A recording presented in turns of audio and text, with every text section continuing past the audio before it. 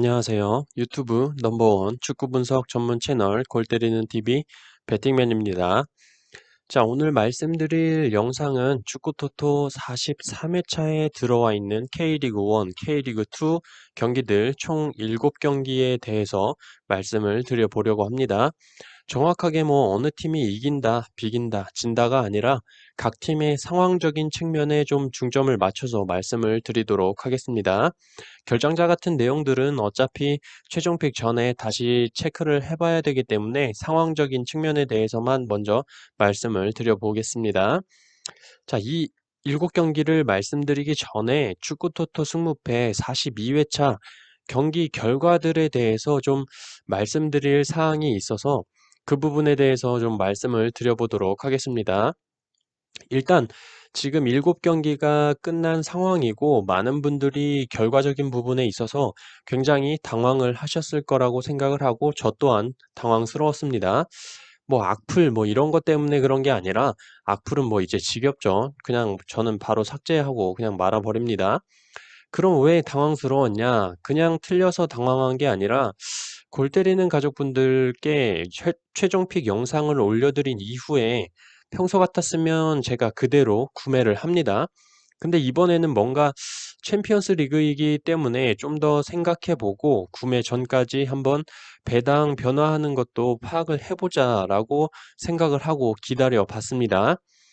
자, 아니나 다를까 골 때리는 가족분들도 이거 좀 생각을 해보셔야 할 게 진짜 1번 경기 같은 경우에는 거의 모든 분들이 제니트 승 혹은 무승부를 예상을 했었고 저 또한 그렇게 봤었습니다. 왜냐면 기본적으로 양팀 모두 경기력이 좋은 상태인 건 맞지만 러시아 홈이라는 게 굉장히 걸렸었죠. 하지만 계속 고민을 하다 보니까 두 팀 다 리그에서 좋은 경기력을 보여주고 있는데 러시아 홈이라는 거 하나만으로 투표율 65% 이상이 제니트 승을 본다는 것도 이상하다고 생각을 했고 결정적으로 구매 마감 몇 시간 전부터 클럽 불위의 배당이 굉장히 급격하게 하락하기 시작하는 걸 볼 수 있었습니다. 조금씩 떨어지는 것도 아니고 정말 급격하게 하락을 하더라고요. 저는 그래서 이 경기 제니트 패 적중을 하게 됐고 유벤투스의 경우도 몇 시간 전부터 배당이 조금씩 하락하는 모습을 볼 수가 있었습니다. 단통 무승부를 봤었는데 유벤투스 단통 승으로 바꾸면서 적중을 했고 첼시 경기도 세비야 승을 봤다가 무승부를 추가를 해서 적중을 했고 6번 파리 대 맨유 경기는 처음부터 맨유 승을 봤었죠. 비슷하다고 생각하는 팀끼리의 대결인데 파리의 홈이라고 70% 이상이 파리에 몰리는 것도 이상했었고 기본적으로 파리의 중원에 결장자가 많기 때문에 공격 전개가 잘 되지 않을 것이라고 말씀을 드리면서 맨유의 승을 드렸고 적중을 했죠. 그리고 뭐 라이프치히는 당연히 라이프치히 승이라고 생각을 했었습니다. 이렇게 해서 저는 현재 두 개가 틀렸고 뭐 어차피 내일 새벽 경기들 끝나고 나면 등수 안에 못 들었을 거예요. 어찌 보면 최종 픽과 조금 다르게 구매를 한 게 처음이었는데 이렇게 구매하기 2시간 전쯤에 배당 변동률을 보고 구매를 하는 게 좀 나을 것 같다라는 생각이 들었습니다. 자, 그래서 말씀을 드릴 게 최종 픽 영상에서 말씀드리는 최종 픽이 변경이 될지 안 될지는 모르겠지만 제가 구매 마감 2시간 전에 실제로 구매를 할 때 뭔가 낌새가 이상하다거나 그런 느낌이 와서 바꿔서 구매하는 픽이 있을 때 골 때리는 가족분들께 어떻게 알려드려야 하나에 대한 게 굉장히 지금 고민입니다. 멤버십 분들께는 제가 변경해서 구매한 최종 픽 이미지로 그냥 올려드리면 되는데 일반 구독자분들께는 영상을 찍기에는 시간이 너무 부족하고 어떻게 전달을 드려야 할지 모르겠어서 굉장히 고민 중입니다. 결과적으로 멤버십 분들은 진짜 저를 응원하고자 가입해 주신 분들이기 때문에 변경을 해서 뭐 틀린다고 하더라도 응원을 해 주시는데 이걸 그냥 공개해서 올려버리면 난리가 나죠. 픽을 변경을 했는데 변경한 게 틀려버리면 아주 난리가 날 겁니다.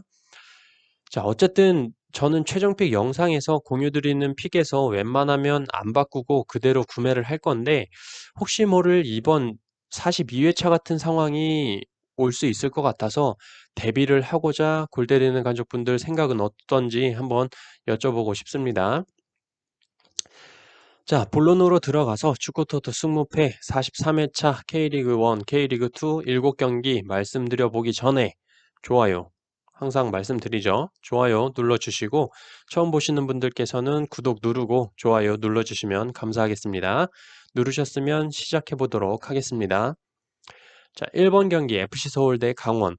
FC서울은 지난 성남과의 경기에서 후반 35분 조영욱 선수의 결승골로 성남을 1대 0으로 꺾고 남은 두 경기 결과에 상관이 없이 1부 리그 잔류를 확정을 지었습니다. 하지만 경기를 보신 분들은 아시겠지만 이거 이긴 경기라고 보기도 어렵고 정말 지루한 경기였죠. 성남의 선수단의 퇴장 징계로 인한 타격이 있었기 때문에 FC서울이 어렵지 않게 승리를 하겠거니 생각을 했더니 역시나 서울은 마무리적인 측면에서 확실한 골잡이가 없다는 게 여실히 드러났습니다. 그나마 FC서울은 기성용 선수가 후반 막판에 투입이 되면서 기성용 선수가 활약을 한 건 아니고 그냥 부상에서 복귀를 했다. 부상에서 복귀한 건 잘된 일이다 정도로만 판단이 들고 이제 좀 남은 두 경기에 동기부여는 떨어지지 않았나 싶습니다.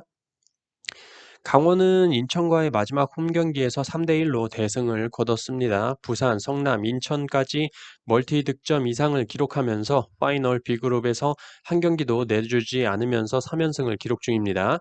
굉장히 기세가 좋은 강원이고 7위로 이미 잔류를 확정지었기 때문에 동기부여가 떨어질 수도 있는데 김병수 감독님께서는 인터뷰에서도 남은 경기 또한 최선을 다할 거라고 말씀을 하셨습니다.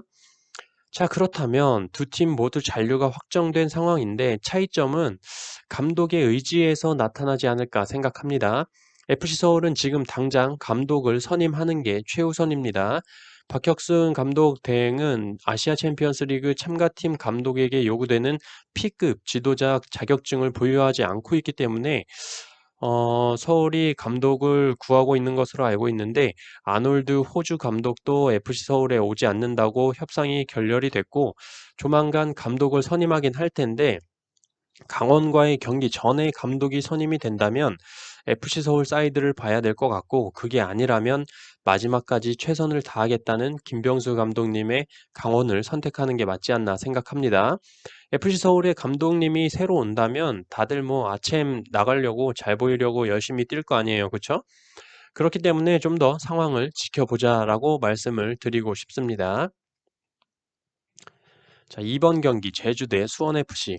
자, 이 경기 박 터지는 경기가 될 것으로 예상이 되죠. 제주 유나이티드가 경남을 상대로 1대 0으로 승리를 거두고 수원FC가 전남 드래곤즈를 상대로 3대 4로 패배를 하면서 제주 유나이티드가 현재 승점 51점으로 1위, 수원FC가 승점 48점으로 2위가 됐습니다. 그나마 수원FC가 전남 드래곤즈와의 경기에서 3득점을 하면서 득점 수가 48점으로 제주보다 4골이 앞서 있어요. 승점이 같아질 경우 다득점으로 순위를 가르기 때문에 득점 부분에 있어서는 수원FC가 유리하다라고 보셔야 됩니다. 그렇기 때문에 제주도 좀 무조건적인 승리를 좀 봐야 하고 수원FC도 무조건 승리를 보고 경기를 진행할 것으로 예상이 됩니다.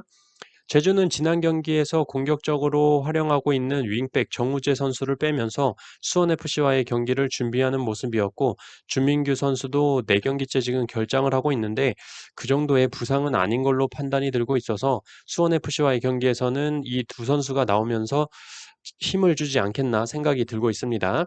또한 수원FC는 전 경기 전남에 무려 4골이나 내주면서 패배를 했는데 수비적인 측면이 리그 막바지에 오면서 무너지고 있는 모습이고 수원FC가 기록한 골들조차 전남의 사실상 골키퍼의 2연속 실수로 인한 골들이었다고 보입니다.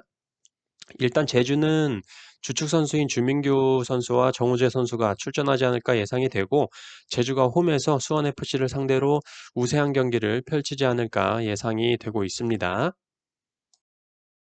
3번 경기 충남 아산 대 FC 안양.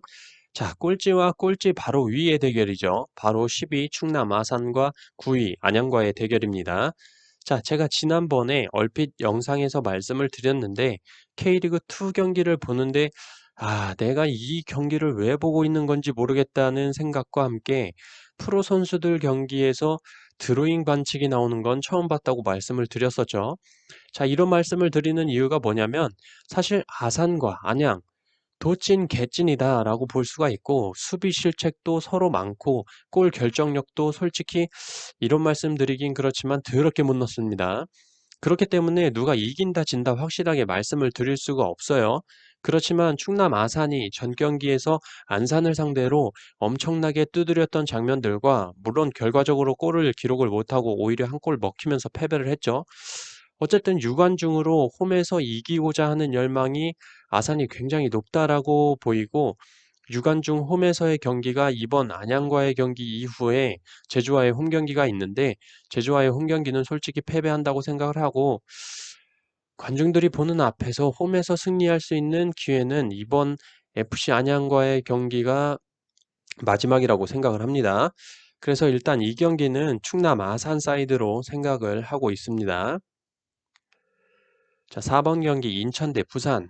인천은 지난 강원과의 경기에서 대패를 했습니다. 오랜만에 김호남 선수가 후반전에 교체 투입이 됐지만 10분 만에 퇴장을 당하면서 불리하게 경기가 진행이 됐죠. 퇴장을 당했으니 이번 부산과의 경기에도 나오지 못할 것으로 보이지만 한동안 김호남 선수가 나오지 못하는 상태에서 경기를 했었던 인천이기 때문에 그닥 전력의 손실로는 느껴지지가 않습니다. 저는 이 경기에서 인천이 아길라르와 무고사를 투톱으로 내세웠던 전술 그대로 이어가지 않을까 예상을 하고 있어요.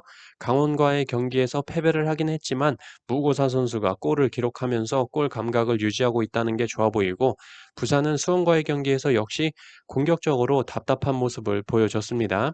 필드골이 너무 안 나오는 부산이라고 보이고 이번 시즌 인천 홈에서 0대1로 승리를 했었을 당시에는 아길라르 선수가 인천에 없었고 부산의 홈에서 0대0으로 무승부를 기록했었을 당시에는 부산이 워낙 홈에서만큼은 강팀을 만나도 지지 않는 모습을 보여줬었기 때문이라고 생각이 들고 이번 인천 홈에서만큼은 아길라르 무고사 선수가 홈 관중들 앞에서 잔류왕다운 모습을 보여주면서 승리하지 않을까 생각이 들고 있습니다. 인천은 부산 다음 경기가 서울 원정 경기이기 때문에 무조건 이 경기 승리해야 한다고 생각이 들어서 이 경기는 일단은 인천 사이드로 예상을 하고 있습니다. 9번 경기 대구 대 포항. 대구FC가 지난 상무와의 원정 경기에서 패배할 거라고 말씀을 드렸고 역시나 결과가 그렇게 나왔죠. 대구FC의 경우에는 굉장히 동기부여가 크게 작용하는 팀이라고 보이고 역시나 아챔 진출이 확정되고 나니까 조금은 집중력이 떨어진 것으로 보입니다. 세징야 선수는 멋진 프리킥골을 기록을 하고도 평소와 같이 세레머니도 안 하고 굉장히 차분하더라고요. 자, 어쨌든 포항도 대구와 같이 동기부여가 없습니다. 남은 경기들 다 승리해봐야 어차피 3위죠. 하지만 포항은 올 시즌 다득점 1위라는 목표가 있고 9월부터 10월까지 경기들을 무패로 마무리하고자 하는 김기동 감독님의 의지가 큰 것으로 보입니다. 지난 울산과의 경기에서도 울산이 2명의 퇴장이 있기도 했지만 대승을 거둬냈고 굉장히 분위기가 좋은 포항이죠. 자, 그렇다면 포항이 원래 스쿼드대로 주전 선수들을 내보낸다면 포항이 경기력적으로 유리해 보입니다. 누가 봐도 그렇죠. 대구의 에드가 선수가 부상에서 돌아오지도 못하고 있기 때문이에요. 하지만 포항이 베스트 전력으로 내보내지 않았을 경우에 대구가 어쨌든 전 경기에서 대한 선수가 복귀를 했고 타겟형 공격수가 있다는 거죠. 지난 포항과의 맞대결에서도 3대2로 대구가 원정에서 역전패를 당하긴 했었는데 대안과 세징야, 김대현의 공격 라인으로도 좋은 모습을 보여줬었다라는 걸 생각을 해봐야 할 것 같습니다. 대구가 홈팬들이 있는 이번 시즌 마지막 유관중 홈 경기에서 무기력한 경기력을 보여주지는 않을 것으로 예상이 되고 특히나 포항 승리에 굉장히 많은 투표율이 몰릴 것으로 예상이 되기 때문에 아예 이변으로 대구 승도 가져가야 하는 게 좋지 않나 생각합니다. 10번 경기 광주 대 상무. 광주는 역시 전북과의 경기에서 윌리안 선수가 돌아왔음에도 불구하고 펠리페 선수의 부재가 확실하게 느껴지는 경기였어요. 4대1로 패배를 기록을 했죠. 하지만 이번 경기에 공격에 펠리페 선수, 수비에 홍준호 선수가 복귀를 합니다. 하지만 미들라인의 박정수 선수가 경고 누적으로 출전이 불가한 것으로 보여요. 박정수 선수가 굉장히 뉴스나 기사에는 잘 나오지 않아서 그렇지 묵묵하게 자기 역할을 잘해주는 선수인데 출전이 불가하다는 게 좀 아쉽습니다. 어쨌든 펠리페와 홍준호 선수가 돌아오는 광주는 다시 한번 윌리안, 펠리페, 엄원상 선수의 공격 라인이 살아날 것으로 보입니다. 또한 광주 축구 전용구장에서 단 한 번도 승리를 한 적이 없기 때문에 이번 시즌 광주 전용구장 홈에서 1승을 위해서 최선을 다하지 않을까 생각이 들고 있습니다. 자, 상대팀 상주 상무 더 이상 말할 것도 없이 이번 시즌 강등 확정이어서 원래부터 동기부여가 없지만 좋은 성적을 거두고 있고 광주와의 맞대결 전적 두 번 모두를 1대0 한 점 차로 승리를 거뒀었는데 광주의 윌리안 펠리페 엄원상 삼각편대의 맛을 본 적이 없습니다. 꼭 누구 한두 명 빠진 상태에서 경기를 했었는데 이번에는 광주가 모두 출격이 가능하다고 생각이 들고 있어서 광주 홈 전용구장에서 3연패를 하지는 않을 것으로 생각이 들고 있습니다. 그래서 일단 상주 상무의 승은 없다고 보고 광주 FC 사이드 예상합니다. 자, 11번 경기 울산 대 전북. 자, 이 경기 다들 보셨다시피 울산이 지난 포항과의 경기에서 개 쌍욕 먹을 짓을 해버렸다라고 보입니다. 무슨 생각인지 모르겠지만 김도훈 감독님께서 멀쩡한 골무원 주니오를 놔두고 비온 존슨 원톱으로 선발을 내보냈죠.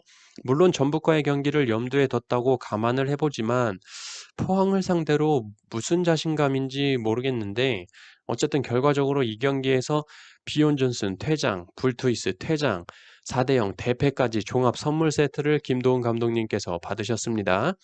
자, 그렇다면 전북은 어떤가 하면 지난 광주와의 경기에서 대승을 거뒀고 심지어 부상자도 없습니다.